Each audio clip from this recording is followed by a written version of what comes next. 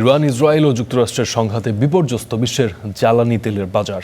এই সুযোগে লাভের জোয়ারে ভাসছে রাশিয়া। পশ্চিমারা নিষেধাজ্ঞা শিথিলে বাধ্য হওয়ায় আন্তর্জাতিক বাজারের মানদণ্ডের তুলনায় কম দামে জ্বালানি তেল বিক্রি করে মোটা অঙ্কের মুনাফা করছে মস্কো। সেক্ষেত্রে এশিয়ার দেশগুলো বেশি ঝুঁকছে রাশিয়ার বাজারে। মধ্যপ্রাচ্যে উত্তেজনায় যে দেশ সবচেয়ে বেশি সুবিধাজনক অবস্থানে আছে তার মধ্যে হয়তো রাশিয়াই অন্যতম। ইউক্রেনের সেনা অভিযান শুরুর পর পশ্চিমা দেশগুলো মস্কোর ওপর যে নিষেধাজ্ঞা দিয়েছিল, সংকটের কারণে তা শিথিল করতে বাধ্য হচ্ছে খোদ পশ্চিমারাই।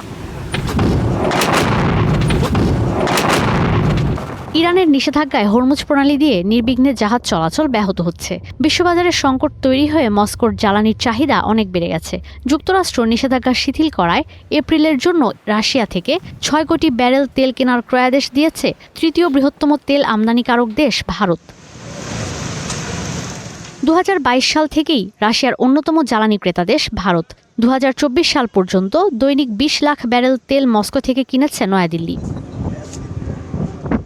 শুধু ভারত নয়, জ্বালানির চাহিদা তুঙ্গে থাকা ভিয়েতনাম, শ্রীলঙ্কা, ইন্দোনেশিয়া, ফিলিপিন্স এবং থাইল্যান্ডও রাশিয়ার জ্বালানি তেল কিনতে মরিয়া। মস্কোর অন্যতম জ্বালানি ক্রেতা দেশ চীনও।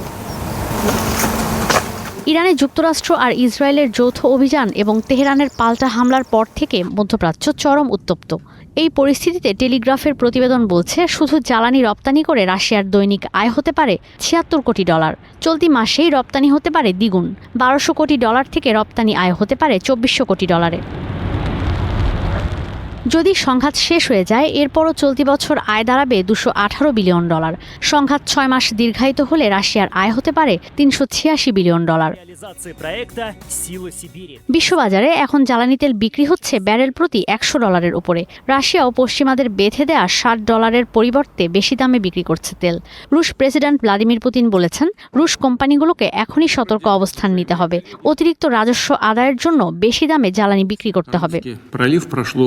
около трети мирового морского. ঈশিতা ব্রহ্ম, স্টার নিউজ।